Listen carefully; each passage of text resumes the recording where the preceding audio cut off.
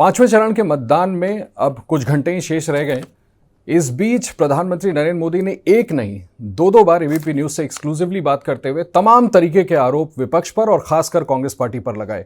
कांग्रेस खुद अपने मैनिफेस्टो को लेकर के कैसे आगे बढ़ रही है और प्रधानमंत्री का सवालों का जवाब देने के लिए who bigger than this. Principal opposition party के सबसे बड़े पदाधिकारी कांग्रेस पार्टी के नेशनल प्रेसिडेंट मल्लिकार्जुन खड़गे साहब मेरे साथ हैं। सर बहुत बहुत शुक्रिया हमें टाइम देने के लिए। आपका स्केड्यूल बहुत हेक्टिक है मैं जानता हूं, बट फिर भी सर जैसा मैंने आपसे कहा कि आपका यहाँ पर मैंने मुंबई में जो रैली आप लोगों ने की महाविकास अघाड़ी की वो भी देखी, प्रधानमंत्री भी इत्तेफाक से उस समय आए हुए थे। प्रधानमंत्री अभी भी खड़गे साहब दावा कर रहे हैं कि 400 पार इस बार एनडीए जाएगी। आप इसको रियलिस्टिक देखते हैं क्योंकि आप कह रहे हैं कि इस बार प्रधानमंत्री मोदी प्रधानमंत्री नहीं बनेंगे।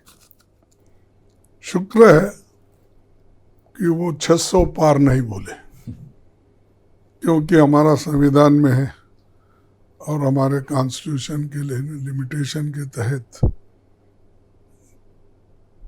543 मेंबर्स की हाउस है हमारे पीपल्स रिप्रेजेंटेटिव एक्ट के तहत और इसके तहत। लेकिन वो उसमें अगर प्रोविजन नहीं है तो भी वो कह रहे हैं कि 400 पार, यानी 543 में 400 पार बोल रहे हैं। वो आंकड़े कहाँ से ला रहे हैं मुझे मालूम नहीं, क्योंकि हर जगह वो घट रहे हैं। कहीं बढ़त एक दो जगह हो सकती है उनकी, लेकिन बाकी के हर जगह तो घट रहे। बढ़त कहाँ है उनकी? कहाँ से 400 लाएंगे मेरे को आप बताइए। इतना झूठ भी नहीं बोलना ना। आपको लगता है प्रधानमंत्री झूठ बोल रहे हैं? क्यों झूठ बोलेंगे सर, वो तो कैंपेन में क्लेम कर रहे हैं ना। झूठ क्यों नहीं बोले, तो आदत है ना, वो आदत से मजबूर है। और 15 लाख बोले थे, दिए क्या? झूठ है सच है? 2 करोड़ नौकरियां देने का झूठ है सच है? किसानों की आमदनी डबल करने का झूठ है सच है? और वो भी ये भी बोल रहे हैं कि कांग्रेस की मैनिफेस्टो, हाँ मैं उस पे आना मुस्लिम लीग की मैनिफेस्टो है बोले। कल बोले कि मार्क्सिस्ट की मैनिफेस्टो है, माओइस्ट की। माओइस्ट की। तो इसका मतलब क्या है कि उनको मुस्लिम लीग एक तरफ दिखता है, एक तरफ माओइस्ट दिखते हैं, एक तरफ, यानी एक वो घबरा गए हैं क्या बोलना, किस वक्त कौन सी चीजें बोलना, ये समझ में नहीं आ रहा। सर उन्होंने आपके मैनिफेस्टो के बारे में एक इंटरव्यू में बोला कि सांप्रदायिक एजेंडा दिखता है आपके मैनिफेस्टो में जिसकी मैंने धज्जियां उड़ा दी हैं। किस विषय पे? रिजर्वेशन के इश्यूज को लेकर के। रिजर्वेशन क्या है? रिजर्वेशन तो हमने लाया, हम उसको प्रोटेक्ट करने के लिए लड़ रहे हैं। और ये आरएसएस सभी ने बोला कि अगर हमको आपने मेजॉरिटी दी, 2/3 मेजॉरिटी दी, 400 दिए, तो हम संविधान को बदलेंगे। ये उन्होंने कहा, हमने कहा। अभी भी प्रोपेगेंडा उनका है। परसों कोई यूपी में बोला अगर हमको मिला तो हम बराबर उसको चेंज करेंगे। और हर जगह उनके एमपीज, उनके एमएलएज, उनके आरएसएस ग्रुप, और वो खुद भी बोलते हैं कि अपन कहीं भी मीटिंग में अगर जाते हैं तो जब उनका मीटिंग होता है, ग्रुप मीटिंग, वहाँ पर खुद बोलते भाई आपको आपके मन के मुताबिक अगर रिजल्ट लाना है तो कांग्रेस को हराना ज़रूरी है। संविधान को बदलने के लिए हमको 400 लाना ज़रूरी है, ये कहते हैं। सर संविधान बदलने का आरोप टू दी कॉन्ट्री वो कांग्रेस पार्टी पे लगाते हैं कि साल दर साल, दशक दर दशक संविधान में कई तरह की तब्दीलियां तो आप लोगों ने की। रिजर्वेशन के मामले पर वो कहते हैं जब तक मैं जिंदा हूं जो पिछड़ा वर्ग है उनके आरक्षण को छूने नहीं दूंगा, इसके लिए अपनी जिंदगी खपा दूंगा। अमेंडमेंट करना और बात है, लेकिन संविधान बदलना और बात है। आप कहना चाहते हैं संशोधन और संविधान में बदलाव को मिक्स ना किया जाए। हाँ हाँ। कांग्रेस अध्यक्ष के मुताबिक आपको क्या लगता है इंडिया अलायंस और कांग्रेस का आंकड़ा कितना बनता है? आपने इतना कैलकुलेशन किया है तो कुछ ये भी देखा होगा आपने। नहीं, जरूरी नहीं है। तकरीबन आपको क्या लगता है उनके जैसा 400 500 बोल के मैं नहीं कहता। उनको रोकने के लिए जी जितने आंकड़े होना चाहिए बीजेपी और मोदी सरकार नहीं बनाएंगे और उनको बनने नहीं देंगे, उतने नंबर्स हमारे पास है। इसका मतलब क्या? 273, 300 तो हम लाएंगे। आप कॉन्फिडेंट हैं कि इस बार एनडीए को आप मोदी सरकार अगर रोकना है तो यही आंकड़ा होना चाहिए। नहीं, आप रोक पाएंगे? आपने कहा कि इस बार आप... या मैं तो आपके सामने साफ आंकड़े भी बताया, हर जगह ये जो हम कह रहे हैं हर स्टेट में घटेगा या बढ़ेगा, आप बोलिए। खड़गे साहब, फिर ये गवर्नमेंट बनेगी कैसे? एक बार मैं पूछ ही लेता हूं आपसे, मैं आपने जो बोला उससे, कांग्रेस लेड गवर्नमेंट बनाने का विचार है या किसी छोटी पार्टियों को आप लोग सपोर्ट कर करके, जैसे फ्रंट्स की गवर्नमेंट? ऐसा नहीं होता। अलायंस पार्टनर्स है, एक जगह बैठेंगे, कैसा सरकार बनाना, किसको लीडर बनाना, किसको प्राइम मिनिस्टर बनाना, वो तय करेंगे।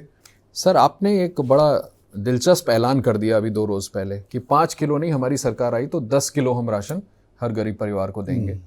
राहुल गांधी जी ने एक रैली में कहा 8,500 हर महीने महिलाओं के खाते में जाएंगे, खट खट खट। मैं इसलिए दोहरा रहा हूं क्योंकि प्रधानमंत्री ने इस पर कटाक्ष भी किया। मेरा सवाल आपसे ये कि सर, एक तो प्रधानमंत्री के कटाक्ष पे आपका क्या कहना है जो राहुल जी ने कहा, दूसरा क्या आप ये अचीव कर पाएंगे खड़गे साहब? इससे एक्सचेकर पे भार नहीं बनेगा? देखो, हर चीज सोच के करते हैं। हमने अब 16 लाख करोड़ रुपए है, आप अमीरों का कर्ज माफ कर सकते हो, क्या हम गरीबों के लिए 1 लाख रुपए नहीं खर्च कर सकते? आप बोलिए।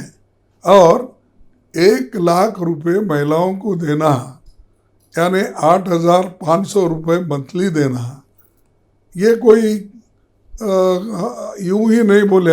हमारे पास जो इनकम है, जो पैसा आने का जरिया है, रेवेन्यूज है, उसके हिसाब से ही हम एक करे हैं। सर, आप लोग जब इन मुद्दों की बात कर रहे हैं और इसी बीच में मंगलसूत्र, घुसपैठिए, मुसलमान, भैंस, मांस मछली, आपको लगता है क्या कांग्रेस के राष्ट्रीय अध्यक्ष को कि चुनाव में ध्रुवीकरण हो सकता है इस बार? देखो, ये उनकी आदत है। एक प्राइम मिनिस्टर स्टेट्समैन के जैसे बिहेवियर करना चाहिए, लेकिन उन्होंने छोटी छोटी बातों को लेके 2 भैंस है तो 1 भैंस दूसरों को देंगे, तुम्हारा घर के एक्सरे करके तुम्हारे पास सोना है तो आधा सोना लेंगे, और तुम्हारे पास 2 एकड़ जमीन है तो 1 एकड़ दूसरों को देंगे। क्या ये इस देश में कॉन्स्टिट्यूशनल प्रॉपर्टी राइट्स नहीं है? सर, आपने अभी मेरे मूल सवाल का जवाब नहीं दिया। क्या आपको भय है इस बात का कि ध्रुवीकरण हो सकता है, पोलराइजेशन हो सकता है, उसका आपको नुकसान हो जाए? किसका? जिस तरह के बयान मैंने आपको रेफर किया। अरे वो देखिए, पोलराइजेशन करने के लिए मंगलसूत्र की बात करते हैं, पोलराइजेशन करने के लिए जमीन की बात कर रहे हैं, लेकिन ये होने वाला नहीं है ना। कोई आज प्रॉपर्टी राइट में बोला, आप सुने नहीं, फंडामेंटल राइट्स में भी ये प्रॉपर्टी राइट आता है। अनलेस कोई गवर्नमेंट की बड़े इश्यूज पे रिफॉर्म्स ला सकती है, लेकिन ऐसे जो पर्सनल इश्यूज है, राइट्स बोल के आपको जो फंडामेंटल राइट में गारंटी, बोलने की गारंटी, काम करने की गारंटी, आपको मूवमेंट करने की गारंटी, आपको लिखने की गारंटी, ये सब है। ये सब बगैर अमेंडमेंट करे वो सब बोल रहे ना। खड़गे साहब, गवर्नमेंट आती है इंडिया अलायंस की, जैसा आप कह रहे हैं कि इंडिया अलायंस की गवर्नमेंट बनेगी इस बार, तो क्या इन मामलों की जांच कराएंगे आप लोग? अडानी साहब को लेकर के जो आप लोग बात करते हैं, बार बार रेस करते हैं, तो क्या इन इश्यूज की जांच होगी?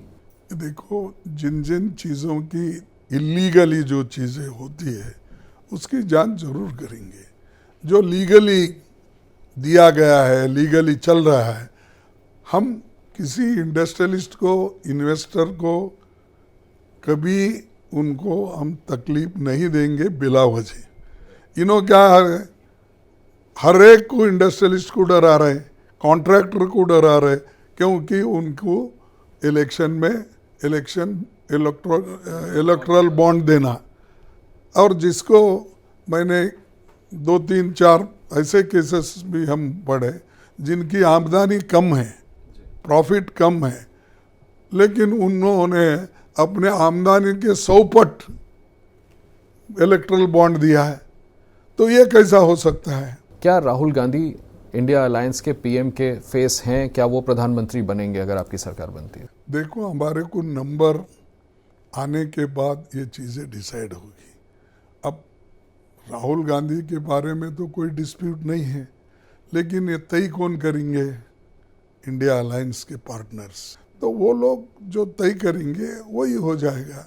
सर, इंडिया अलायंस का कुनबा क्या चुनाव के बाद बढ़ेगा? ममता बनर्जी जी के बयान मैंने देखा कि आपने उस पर उनके नए बयान को भी रेफर किया, बट ऐसा लगा था कि पहले कह रही थी कि बाहर से समर्थन देंगे, फिर क्लियर किया कि सरकार बनी तो साथ में होंगी। ममता बनर्जी, मायावती जी, क्या कांग्रेस के राष्ट्रीय अध्यक्ष चाहेंगे कि मायावती जी, ममता जी चुनाव के बाद आपके साथ रहें, सरकार बनाने में मदद करें? ये देखो, इस देश में आरएसएस बैक्ड आइडियोलॉजी की जो गवर्नमेंट है बीजेपी, और जो डिक्टेटरशिप की मानसिकता है एक लीडर को, ऐसे लोगों को हटाने के लिए कोई भी अगर हमारी मदद करता है, ज़रूर उसकी मदद हम लेंगे। मायावती जी को करना चाहिए, बहन जी को आना चाहिए आप लोगों से? देखो, वो नहीं बोलता। जो भी चाहते हैं कि ये डिक्टेटरशिप माइंड वाला है, आरएसएस माइंड वाला है, जो उनकी आइडियोलॉजी दलित, पिछड़े, आदिवासी, गरीब लोग, माइनॉरिटीज़, इनके लिए हमेशा वो कुचलने की जो बात करते हैं और धर्म का उपयोग बार बार करते हैं, ऐसे नेता को निकालना ज़रूरी है। इस निकालने में अगर कोई हमारी मदद करता है, चाहे मायावती जी हो, चाहे और कोई हो, उनका स्वागत है। सर, डिक्टेटर क्यों कहते हैं आप? प्रधानमंत्री तो इन आरोपों को सिरे से खारिज करते हैं कि डिक्टेटरशिप मैं थोड़ी कर रहा हूं। आप साल दर साल जैसे कांग्रेस ने चलाया डिक्टेटरशिप का आरोप, तो इमरजेंसी के वक्त इंदिरा गांधी पर। अरे ये बार बार 100 बार बोल के आपने यही वोट लिया। डिक्टेटर का आरोप मेरा इसलिए है कि जो स्वायत्त संस्थाएं हैं, जो ऑटोनोमस बॉडीज है, वहाँ पर वो अपने लोगों को रखते हैं। हम लोगों को सिलेक्शन में बुलाते हैं, आखिरी में हम जो मेरिट पे लोग रहते हैं उनका नाम अगर प्रपोज करें सीबीआई में, सीबीसी में, ऐसे जो ऑटोनोमस बॉडीज़ है, या इवन अब वाइस चांसलर्स बनाने में हम लोग नहीं रहते, वो अलग बॉडी रहते, ये सब चीज़ों में वो अपने लोगों को बिठाते हैं। इवन दूसरों का सुनते भी नहीं, कैबिनेट में डिस्कशन करते भी नहीं। तो वो सो मोटो जो डिसीजन लेता है उसको क्या कहेंगे आप? एक डिस्कशन के लिए आपने और राहुल जी ने भी उनको डिबेट के लिए जो एक इनवाइट आया है जूरिस और एनराम की तरफ से, लेकिन अभी तक पीएम का कोई जवाब नहीं आया। उस पर आप क्या कहें? राहुल जी ने तो एक्सेप्ट कर लिया कि वो डिबेट करना चाहते हैं। नहीं, अब राहुल जी जो बोले वो ठीक है। नहीं, आपको लगता है ऐसा डिबेट होना चाहिए? हालांकि हम नहीं, प्रेसिडेंशियल, अब आप लोग चाहते हैं तो उसको हम बोले। जब पत्रकार चाहते हैं, जो जनता चाहती है, तो हमने बोला। प्रधानमंत्री का सीधा आरोप, कांग्रेस सरकार में आई तो बाबरी ताला लगवा देगी राम मंदिर पे, बुलडोज कर देगी राम मंदिर को। ये कोई मूर्ख भी नहीं कर सकता। ये कोई सेंसिबल आदमी ये बात नहीं करता। ये वही बात कर सकता है जो उसके पास विजन नहीं, और ऐसा लोगों को डराने का, उनको भ्रमित करने का, देखो बुलडोज़र लगाएंगे, वो बुलडोज़र सरकार तो उनकी है, वो ही लगाए हर जगह। Sir, election commission of India को आपने चिट्ठी लिखी, आप कह रहे हैं इंडिया अलायंस सरकार बनाएगी। आपको ईवीएम्स पे फेथ है कांग्रेस के अध्यक्ष को या नहीं? हम किसी के ऊपर इल्ज़ाम लगाना नहीं चाहते। हम तो ये चाहते कि इलेक्शन कमीशन फेयर काम करे, हमारी इच्छा है, क्योंकि एक संस्था है। हम कोई उसको इंटरफेयर करके मोदी के जैसा डिस्ट्रॉय नहीं करना चाहते, हम उसको मजबूत करना चाहते हैं। तो उसमें अगर वो गलती करते हैं तो सुधारने का काम जनता का होता है। तो वो अगर गलतियां सुधारेंगे नहीं तो आगे आप फिर उसको किस ढंग से सुधार लेंगे। बहुत बहुत शुक्रिया हमसे बात करने के लिए। कांग्रेस के राष्ट्रीय अध्यक्ष मल्लिकार्जुन खड़गे साहब, बीच चुनाव में 5वें चरण का अभी वोटिंग होना बाकी है, उसके पहले तमाम मुद्दों पर बात की और सबसे बड़ी बात कि प्रधानमंत्री के सभी सवालों का जवाब दिया और ये दावा किया है कि इस बार इंडिया अलायंस सरकार बनाएगा।